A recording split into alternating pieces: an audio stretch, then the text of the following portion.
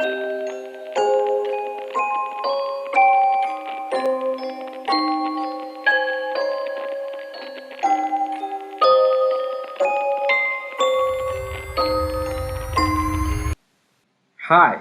welcome to the first lesson that you're going to encounter in this course, the OpenEye Forex course. And this is just the beginning, the introduction. If you know absolutely nothing on Forex, then you're at the perfect place. Here's where you're just going to get to understand everything that's going on.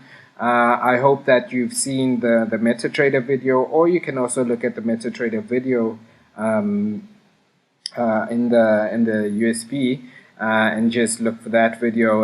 But then here is the first lesson, and yeah, this is just going to be the introduction on Forex. And I hope that you looked at the first video, the first introduction video, just talking about everything before you get into this. But yeah, now you're gonna get to understand how we make money online. So this is the first lesson, understanding the basics and the mechanics behind it.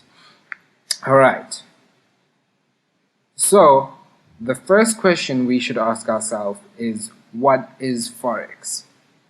Okay. So have you ever looked at the news and saw how much $1 would cost you in rands? Or traveled to an international country and had to exchange your rands for their currency? Well, that is Forex, also known as foreign exchange, and that simply means changing one currency into the value of another. So take for instance, you're South African traveling to England. You will need to have pounds to purchase stuff there, right? So you will go to any Forex bank and sell your South African rands, ZAR, in exchange for Great British Pounds, GBP. And thus you have participated in the Forex market. So let's just say you're traveling, you go to the bank at the airport or wherever, and then simply you changing your rands to your £2, then you've participated in the Forex market. Okay, the Forex market is also known as Forex, FX, and is the world's largest market, which has a massive volume of 5 trillion US dollars a day. Well, that actually increases the more participants come in. But anyway, that far surpasses the New York Stock Exchange, which follows at 170 billion US dollars. So that's a big difference from billions to trillions, and this is the biggest stock exchange in the world.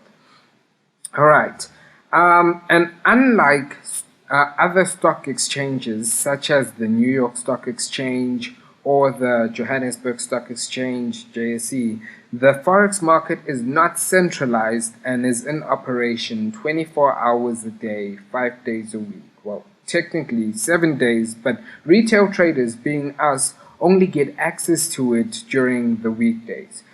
So what that means is that at any time of the day during the week, you can participate in the Forex market. You don't have to wait for markets to open like you have with different stock exchanges and have all these gaps and stuff like that. No, the Forex market is not centralized, so then you can trade anytime during the week as a retail trader. So that's us, that's the normal guy. The big banks and stuff like that, yes, they have access to it, but us only.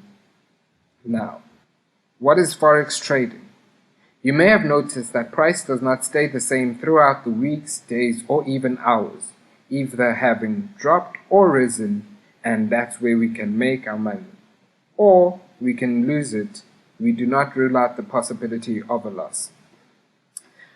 Thus, Forex trading is the process in which we buy or sell the currency. But here's the catch, is that you're not buying or selling a physical currency, you're buying or selling the value of the currency. One important thing you need to understand about the Forex market, you do not need to own a currency in order to sell it. As we continue, you'll see why. Major currencies. This is a list of the 8 most popular currencies that we will generally trade. Yes, there are tons more available, including the South African Rand, also known as the ZAR, but here's the eight most focused on pairs. All right, it is the USD, which is the United States dollar, the Euro, which is the European Euro, the GBP, Great British Pound, JPY, Japanese Yen, CHF, Swiss franc, CAD, Canadian dollar, AUD or AUD, Australian dollar, NZD being the New Zealand dollar. You can see the name dollar is very popular amongst currencies, so it is very important to be specific when talking about a certain dollar. In the list above, you can see that the currency symbols come in 3 letters, and generally the first 2 letters are for the country's identification, and the last one is referring to the currency being used. So as you can see here, USD, so US for United States dollar and D for dollar. Currency pairs. Now that you understand what Forex means and you know what currencies we generally like to look at, you must know that our trading is done around to what we refer as currency pairs. So we do not just buy the United States dollar alone or sell the Great British Pound alone. We put them in pairs so that we can buy or sell relative to another currency. So for instance, we will have the United States dollar versus the South African Rand as a pair, USD ZAR as a pair. And so USD ZAR will be our pair. So once we trade either the strengthening of the dollar against the Rand or the strengthening of the Rand against the dollar. Okay, and here's one thing to note is that the pairs stay as they are. So USD ZAR will always be USD ZAR. So when you buy USD ZAR, you buy USD ZAR and sell USD ZAR. They are paired alone, and that's what allows us to. Well, that's how we get to not own a currency but be able to sell it. So the pairs stay as they are, and USD ZAR will remain USD ZAR until the end of time. And the currency on the left, over here on the left, is known as the quote, and the currency on the right is known as the base. So here it is on our trading platform. So if you've seen the video of the trading platform, you'll get to understand. So here it is, and up here there is USD ZAR. Down here, just follow my mouse, just follow the click. There's USD ZAR over there. So that remains as it is. And if we do any buying or selling, we do it based on the USD ZAR. So that's the explanation of that. Alright, so the currency on the left is known as the base currency, and the currency on the right is known as the quote currency. And this will be important for understanding how to read a Forex quote. So like over here, USD ZAR. Here on the left, it's the base. On the right, it's the quote. The Forex quote. Now that we understand that we use currency pairs to trade in Forex, we must understand that when we perform a trade in Forex, we are simultaneously buying one currency and selling another. When performing a buy transaction, the currency rate which we see on our screen tells us how much you have to pay in units of the quote currency ZAR, to buy a single unit of the base currency. So the rate in which we see on the screen tells us how much we have to pay in units of the quote currency to buy a single unit of the base currency. So for example, you're buying USD ZAR, base quote, and the price you see written, 13.75, that simply means that you'll have to pay 13.75,243 ZARs to acquire 1 USD. So for example, here you can see our USD ZAR quote. It is 12,99854. That means that's how much it costs currently, and that's how many rands you need to pay. To get a single dollar, and we'll explain why there's so many numbers. All right. When performing a sell transaction, the rate which we see on the screen tells us how much of the quote currency you will get for selling the base currency.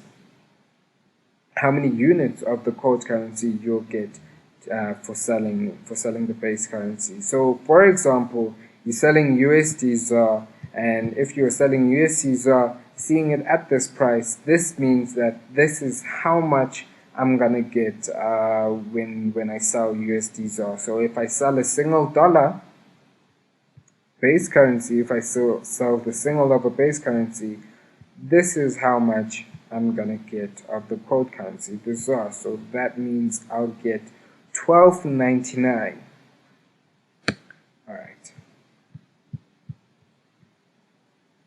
Alright, so okay. So now that we see how we are quoted in Forex, we can then see how the buying and selling comes into place. We use the base currency as the basis for the buy or the sell. So the base currency will say buy or sell. So hence we will buy USD ZAR, which means we are buying the United States dollar and selling the ZAR, or we will sell USD ZAR, which means selling the USD and buying the ZAR. So what we're actually doing here, this buy USD ZAR and we sell USD ZAR. So the base currency is the reason why we say that. And in actuality, we are actually constantly buying one value over another. So basically, we're buying the values over another one. But bid and ask. Every Forex price is quoted with two prices, this being the bid price and the ask price. The ask price is always higher than the bid price. Please note that when I say always, that anything is possible. And in theory, this shouldn't happen. In my years of trading, I haven't seen it happen, but I have read an article which it did. Okay, the bid price is the price which your broker will buy the base currency in exchange for the quote currency. So this means that you will get offered to sell at this price. So in this market over here, the bottom one is the bid and the top one is the ask. So that means if you wanted to sell right now, you would be selling at this price, which, well, puts us at a disadvantage. And I will tell you, it's called spread. It's not much of a disadvantage, but that's what happens. That's how Forex is set up like. So the broker is always making a winning somehow. But yes, that we discuss later at looking at a context. Okay, if you want to sell, they'll sell to you at this price, and if you want to buy, they'll buy to you at this price. So this is the bid price, this is the ask price. Okay, the ask price is the price your broker will sell the base currency in exchange for the quote currency. So this means that this is the price that you will get offered to buy. Alright, now the difference between the bid and the ask price is what we call spread. Spread will then make every trade you open at the beginning in a negative. This is where brokers make money apart from commission, and this is depending on your broker. So you see right here, there's this price difference between the bid and the ask, and now that is what we call spread.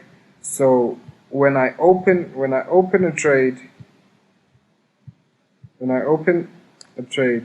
will open on a negative, and this is because there is spread. That's how the broker makes their money. That's the fee that you have to pay them. So Yet again, we'll look at spread and stuff like that once we look at account type. But this is what you need to understand, that it will always open at a negative. All right. Back to the bid and the ask price. Looking at the quote example of USD ZAR, typically the bid price is the difference that you'll see. Typically, the price that you'll see on the screen will just be the bid price. They won't show you the ask price. So we set it on here at OpenEye Forex so that we can see the ask price, so that we really see what is going on. All right. Okay. Yeah. Bid and ask. So if we buy the USD ZAR, we will buy at 13.5263, and if we sell USD ZAR, it will sell at 13.752. Pips and points. So now we're getting closer to understanding the money process in Forex. Don't rush, we're getting there. Please make sure you fully understand this section and the next before opening a live account. This section and the next will help you understand how money is made in Forex trading. It is the whole math behind the profits made. Pips explained. We use pips to measure the change in value of a currency pair. Now, in the previous example, you may have noticed that there are 5 digits after the decimal place. Right? When working with pips, we use 4 digits after the decimal place instead. So a move from 13 Rand 7526 to 13.7529 would be a 3 pip move. So please notice how we only have 4 digits after the decimal, right? And the exception to this rule is JPY pairs.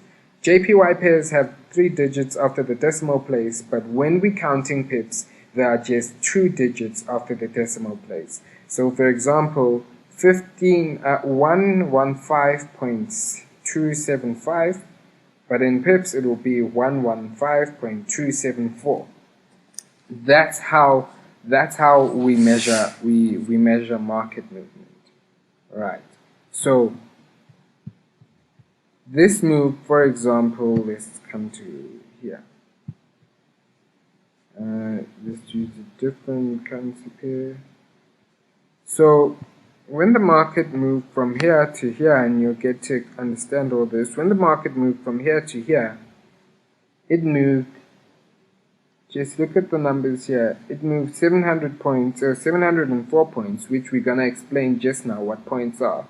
But take away that 4, then you get pips. So this was a 700 point movement, but then a 70 pip movement. So you always just got to take one away. I hope you understand what I'm talking about. And with the JPY pairs, here's what I was talking about. With the JPY pairs, there's 3 digits here, 112.175. So there's two digits over there. All right, points explained. Well, it's straightforward now that you understand pips. If you understand pips well, this is very straightforward. Points are when the quote has 5 digits after the decimal place. For example, a move from 13.75264 to 13.75266 is a 2-point move. All right, this is important. This is important to understand when it comes to pips and points, right? When measuring market movement, we use pips, but when we get paid on MetaTrader, we use points to calculate how much we will make or lose. Meaning, we get paid by the point. This next section will bring more clarity on what I'm talking about.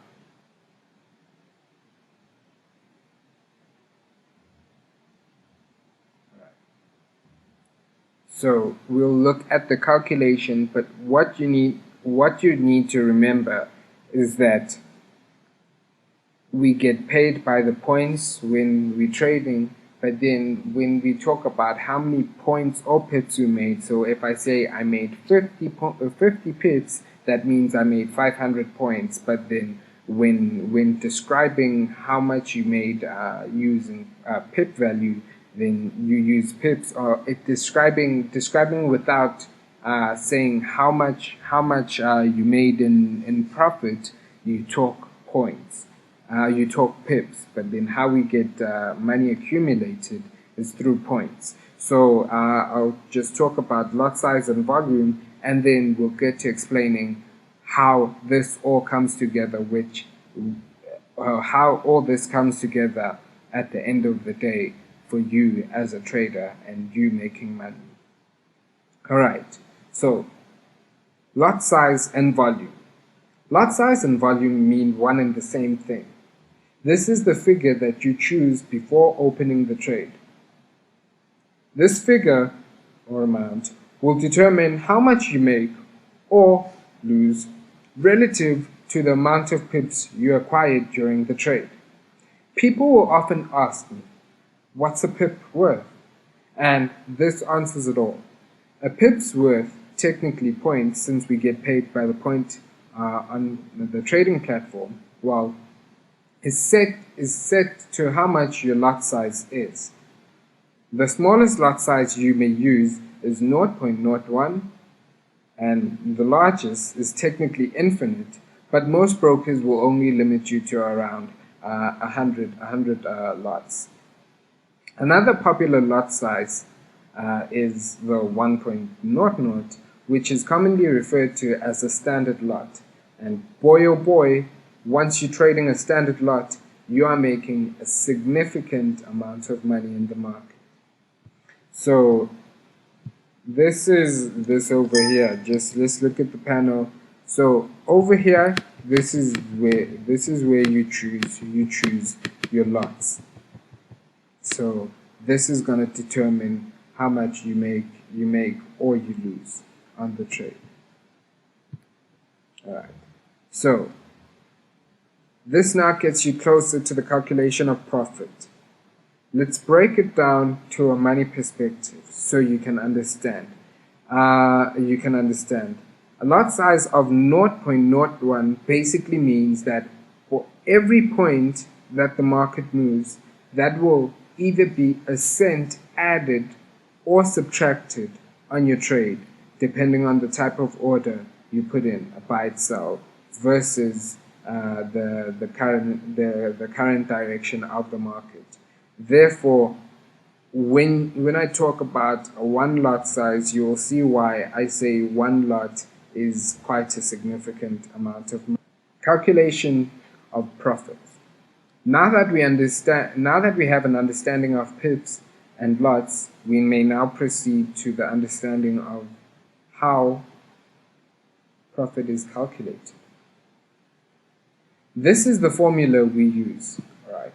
It's profit equals lot size multiplied by pips, technically points, because remember that we get paid by the points.